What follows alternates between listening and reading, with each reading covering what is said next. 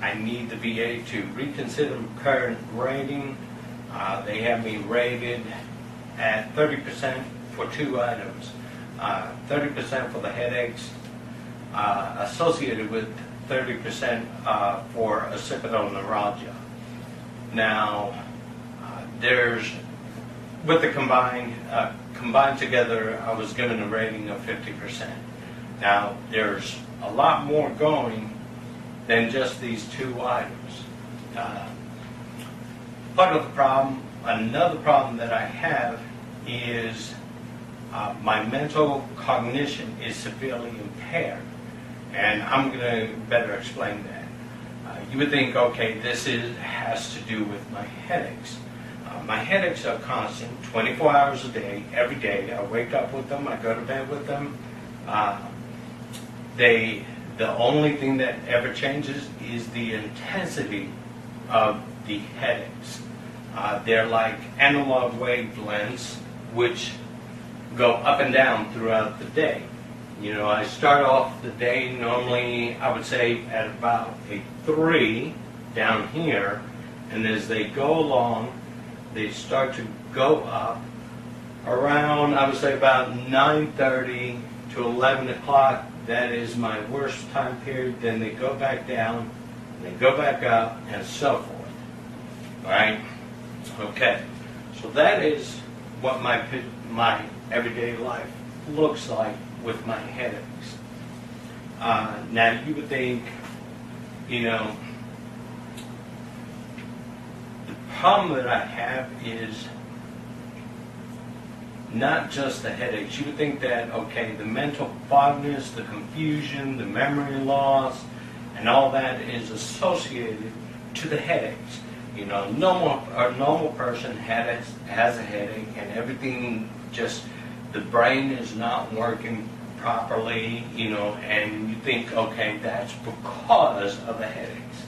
And that's not the case of what is going on here. Let's say my headaches are at a 6, right? Around mid-range, at a 6. Now, you think in most cases related to headaches that your mental abilities, your mental cognition is impaired parallel to that 6. And I would say it's a fair assumption, you know, that is the case, but that's not what happens to me. I would say estimate about 30% of the times that's what the picture looks like. You know, they are parallel, but not in all circumstances.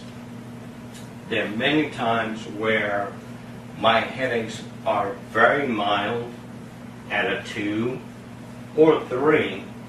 However, my mental fogness impairment is at an 8 or a 9, way up there. And when that happens, my ability to function at work is severely impaired. Just reading a simple email, a simple paragraph on email, like if I were to read this letter here, that paragraph right there, I would have to read it at least 5 times in order to comprehend what it is trying to say. Now, I have a fusion of the C5, C6 discs. One of the things I've noticed is, prior to the surgery, I used to have a constant pain right on the left side of the Adam's apple, like somebody was shoving their thumb right on the side here. Extremely painful. Now, after the surgery, it's not as intense here. However, now I have it on both sides. My mental cognition. I'm going to give you a visual of what it looks like throughout the day. as you get information from work, you read the email, you're processing the order, etc., and you're doing a task, the normal person, all the information is flowing through correctly to the brain. That information is being picked up and sent to the proper receptacles, proper receivers, so that the brain can process it and come to a conclusion, provide feedback to that. Now, throughout the day, the problem I have is this is constantly going up. The flow of information, my ability to absorb that information is constantly coming up and going down throughout the entire day. There are times where a coworker might come to my desk for some help, and I might have to actually tell them, look, I'll have to get back with you on that, because they're sitting there talking to me, but whatever the message they're trying to convey to me is not being absorbed. In the past, I was a very good multitasker, being able to perform several functions at the same time. If I had 4 arms and 2 laptops, I could zip through stuff like you could imagine. Right? However, now I can't do that. I cannot multitask. I have to focus on one task, right? Because if I start getting sidetracked, I really get lost. I completely lost my place, even if it's just for a couple of seconds. So I have to pick one task, accomplish it, and move to the next one. I don't want to quit my job. I don't want to lose my job, but my condition has debilitated me to such a point where I cannot see how I will be able to stay on my job for another 2 years. 2 years is the max. My job performance, I would have to say, to me, in my opinion, is substandard. And I am surprised to this day that I still have a job, because it has seriously fallen behind as towards what I used to be able to do. I need the VA to reconsider. I don't know what category you would put that under. If you would add it on as a third item, or whatever it takes. Bottom line, I'm not going away. I need the VA to raise my rating, and I don't care if I have to knock on every senator's door, get hold of every congressman, every senator, whoever it takes. Bottom line, I'm not going to go away. I'm falling apart. It is like something is eating me up inside and killing me from inside, and nobody cares.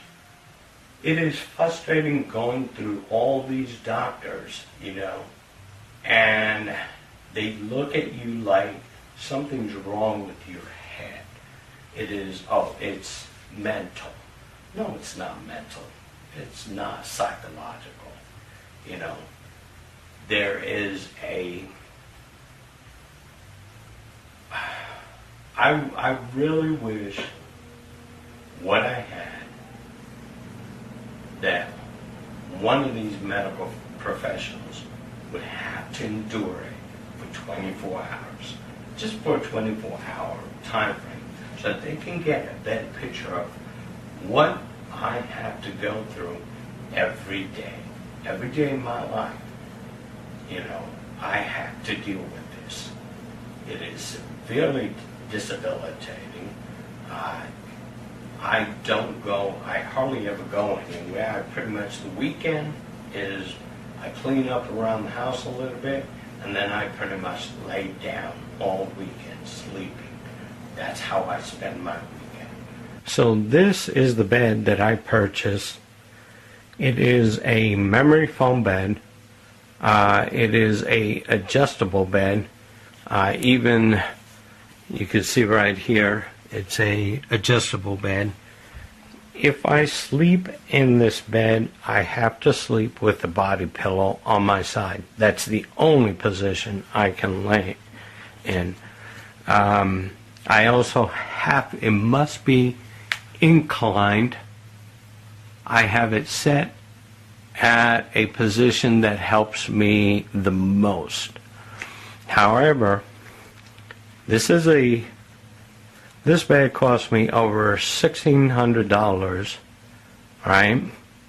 However, this is not where I sleep most of the time.